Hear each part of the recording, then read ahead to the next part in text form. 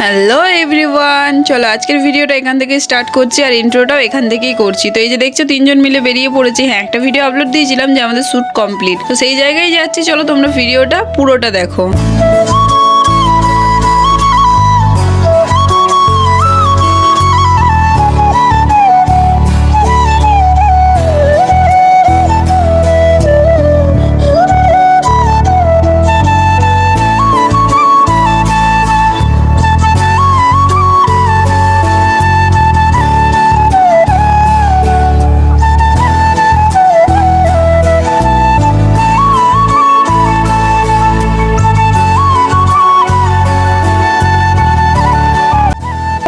কোথায় এসেছিস?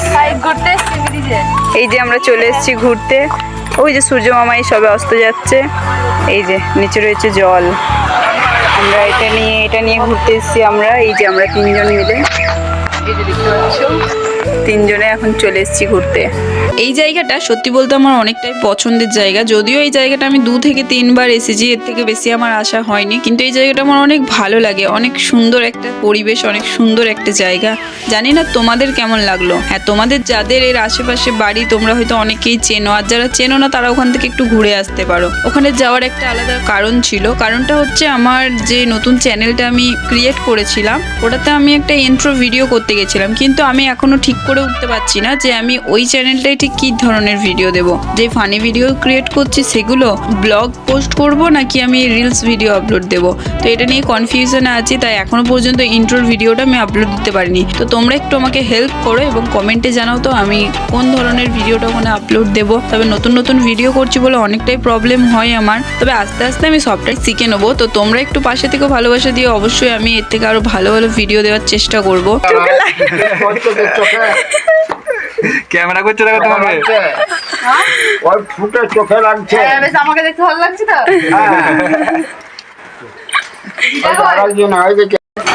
নিয়ে নে না, ফেলে দেবো, হয়ে যাবে, শুকাবো রে রোদে। সোমনাথদের ঘর থেকেই নেবে।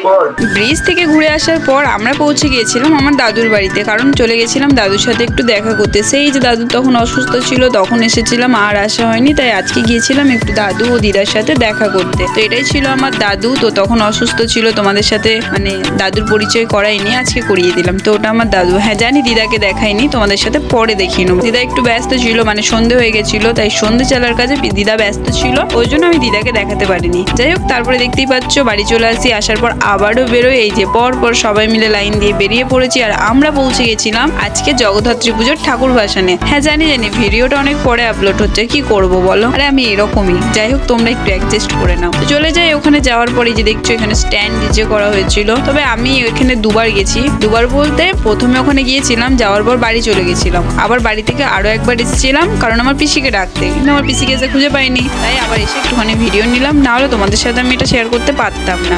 ভিডিওটা যখন শেষ পর্যন্ত দেখেই নিয়েছো, তখন তোমাদেরকে আমি ধন্যবাদ জানিয়ে ছোট করব না। তবে আমার তরফ থেকে তোমাদের জন্য অনেক অনেক ভালোবাসা ও অভিনন্দন আমাকে এতটা ভালোবাসা দেওয়ার জন্য। তো শোনো, তোমরা যখন ভিডিওটা দেখলে আর সবটাই যখন শুনলে, তখন কমেন্ট করতে কিন্তু ভুলে যেও না। আমাকে কমেন্টে জানি, আসলে আমি বুঝতে পারছি না যে আমি কি করব, সেই জন্য।